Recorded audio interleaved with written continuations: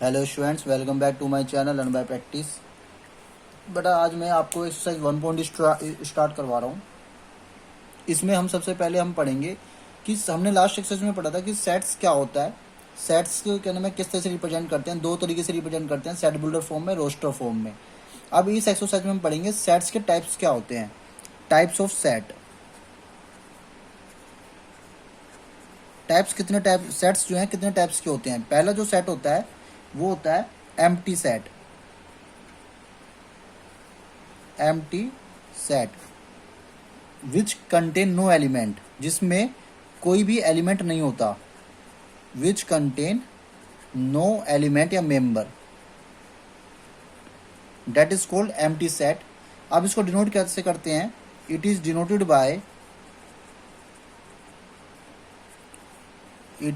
Bye या तो ऐसे खाली ब्रैकेट दिखा दो या फाई दिखा दो, इसे कहते हैं फाई सिंबल। या तो ऐसे ब्लैंक ब्रैकेट दिखा दो या फाई दिखा दो। इस तरीके से हम एम्प्टी सेट को डिनोट करते हैं। जैसे एग्जांपल के साथ समझते हैं। मान लो मैंने कह दिया आपसे the collections of natural number below less than 1। The collection of natural number less then 1। क्या 1 से नीचे कोई नेचुरल नंबर है? नहीं है। इसका मतलब ऐसा कोई सेट ही नहीं है। तो इसका मतलब ये क्या हो गया, ये एम्प्टी सेट हो गया। ठीक है, इस तरीके जो सेट होते हैं उसे कहते हैं एम्प्टी सेट। दूसरा आता है बेटा singleton set. Singleton set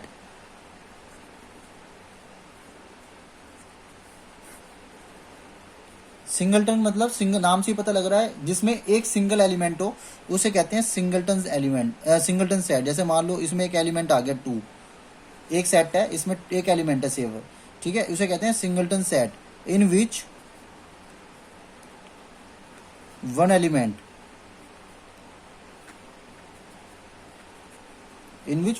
that is called singleton set.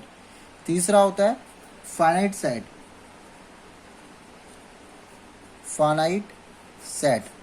Finite मतलब जो काउंटेबल हो, जिसमें नंबर ऑफ एलिमेंट्स क्या हो, काउंटेबल हो, उसे कहते हैं finite set. A set that contains limited या definite number of different elements is called finite set that contain different limited elements।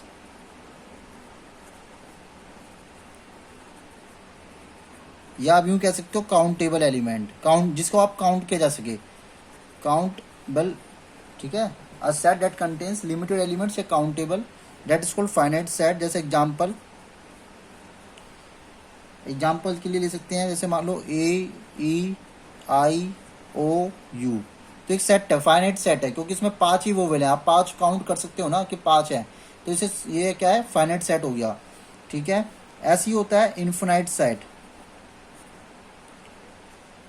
इसका जस्ट अपोजिट इनकाउंटेबल सेट। ठीक है, which is uncountable, a set in which elements are uncountable.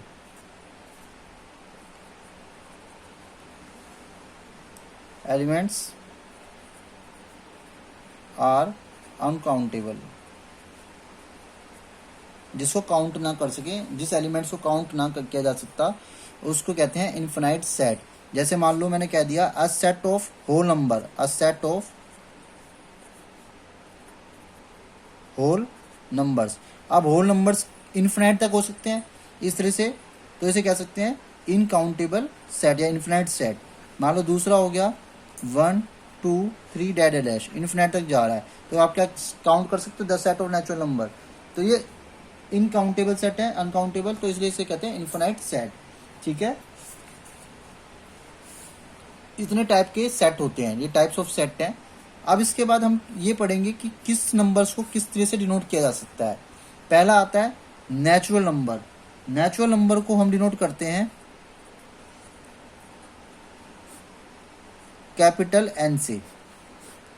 और natural number के बारे में knowledge होनी चाहिए आपको। 1 2 3 ये इन्फिनाइट तक जाते हैं। ठीक है, दूसरा आता है होल नंबर्स, होल नंबर्स को कैपिटल डब्ल्यू से डिनोट करते हैं, कैपिटल डब्ल्यू से। और ये वाले सेट क्या होते हैं, 0 1 2 3, ये इन्फिनाइट तक जाते हैं। ठीक है, ये होल नंबर सेट होता है, ये नेचुरल नंबर सेट है, ये different type of number set होता है हमारे पास। तीसरा होता है इंटीजर्स। इंटीजर्स को हम डिनोट करते हैं कैपिटल जेड से। ठीक है, या कैपिटल आई से भी डिनोट कर सकते हो। ये नेट डैश डैश -2 -1 0 1 2 3 एंड ये पॉजिटिव इन्फिनाइट तक जाते हैं, और इसको हम कैपिटल जेड से नोट करते हैं। ठीक है, फोर्थ हो गया rational number, rational numbers. Rational numbers को हम कैपिटल क्यू से डिनोट करते हैं। ठीक है, इसमें पी अपॉन क्यू वाले जितने नंबर होंगे, जिसमें any number which can be express in the form of P upon Q but Q does not equal to 0 is called the rational number. ये सारे क्या होते हैं, सेट ऑफ रेशनल नंबर्स होते हैं। हम कैपिटल क्यू से नोट करते हैं, इसको आप यूँ कह दोगे ना कैपिटल क्यू, तो ये समझ में आ जाएगा कि ये सेट है किसका, रेशनल नंबर्स का। In which p upon q where q does not equal to 0, ये रेशनल नंबर्स होते हैं। फिर आता है रियल नंबर। रियल नंबर को डिनोट किया जाता है कैपिटल आर से। इसमें सारे नंबर आ जाते हैं, सारे के सारे नंबर रियल नंबर में आ जाते हैं। ठीक है, फिर आता है इरेशनल नंबर। इरेशनल नंबर को हम कैपिटल टी से, छठा आता है बेटा इरेशनल नंबर।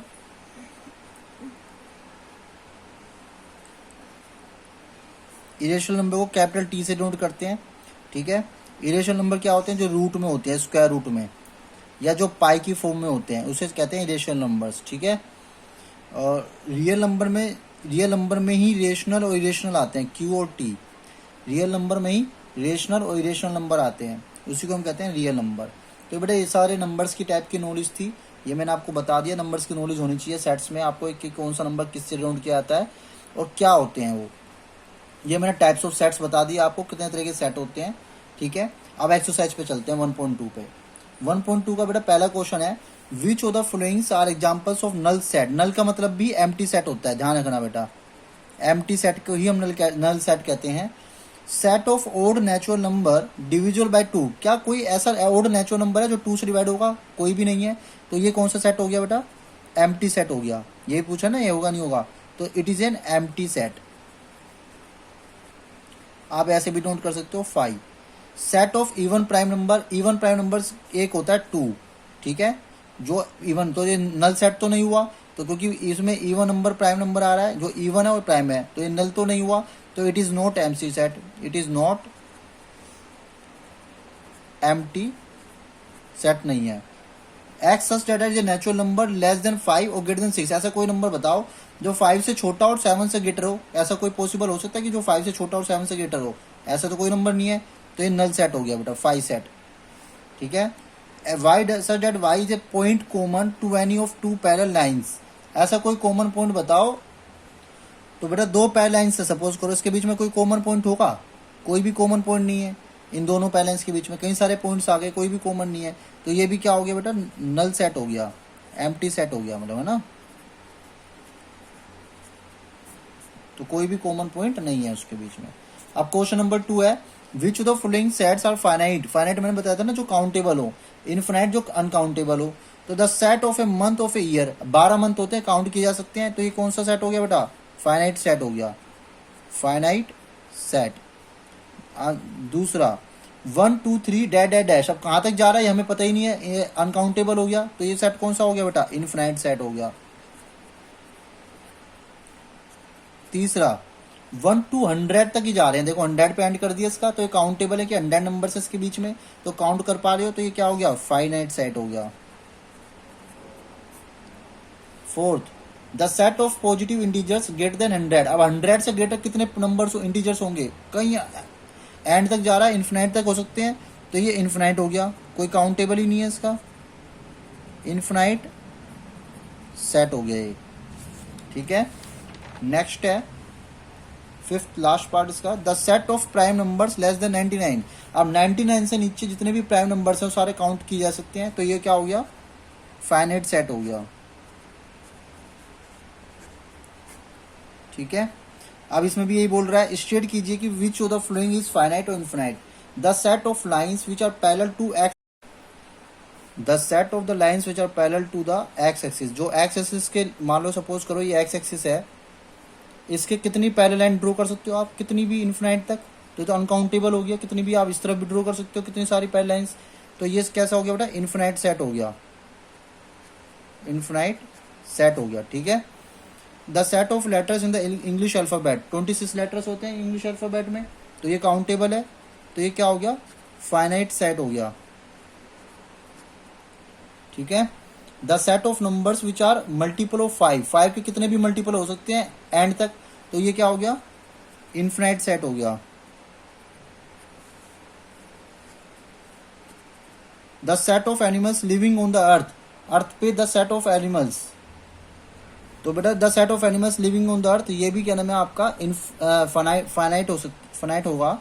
अब देखो क्यों होगा फाइनाइट, अब देखो जो हम ह्यूमन बींग्स हैं, ह्यूमन बींग्स को काउंट कर सकते हैं ना, जनगणना होती है हर साल, तो ऐसे ही एनिमल्स हैं, एनिमल्स को भी काउंट किया जा सकता है। बेशक वो बहुत सारे लार्ज हैं, जैसे वाइल्ड एनिमल्स हो गए आपके, जो क्या नाम है एक्वेटिक एनिमल्स हो गए, इन सबको काउंट किया जा सकता है एट ए टाइम।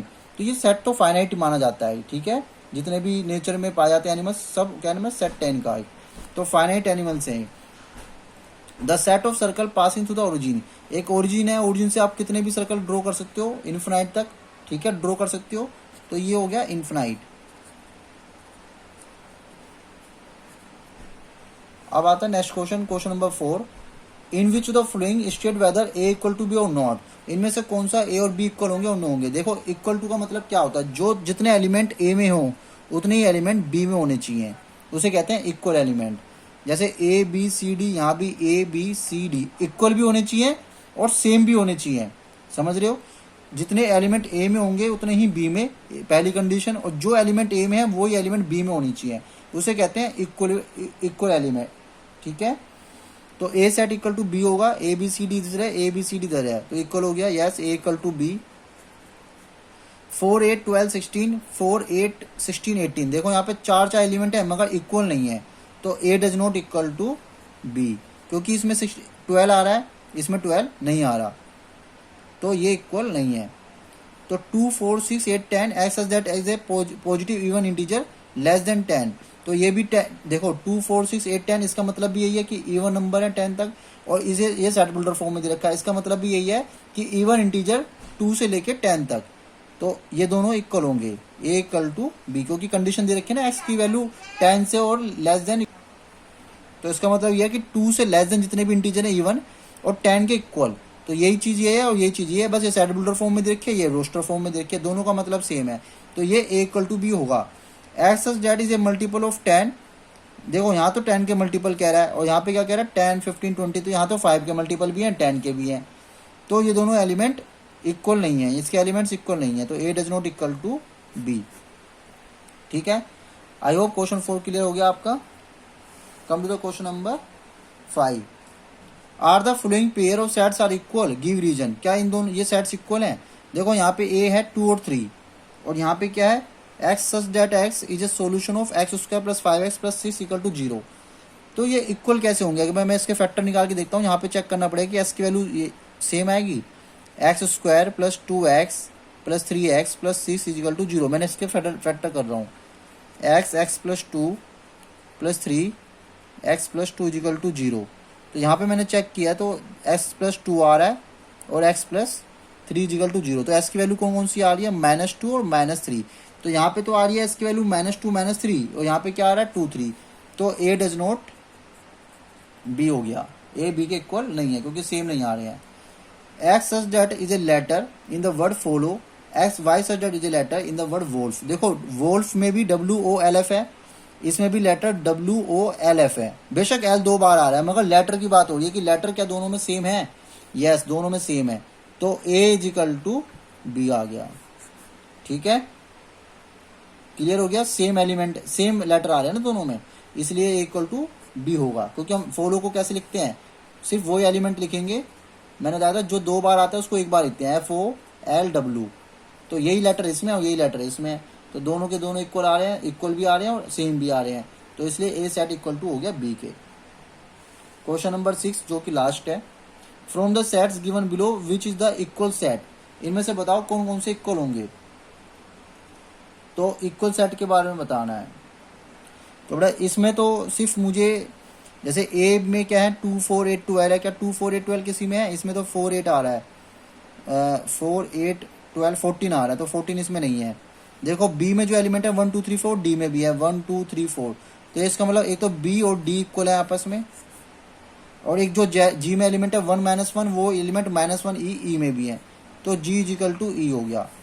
इन दो के अलावा कोई भी सेट आपस में इक्वल नहीं दिख रहा है, तो यही इसका आंसर हो जाएगा, B equal to D, G equal to E. तो बेटा आपकी जो एक्सरसाइज है 1.2 क्लियर हो गई है। नेक्स्ट वीडियो में लाऊंगा 1.3 के साथ, ठीक है। Okay, thank you so much. I hope आपको ये समझ में आई होगी। तो प्लीज़ लाइक करें, शेयर करें एंड सब्सक्राइब करें।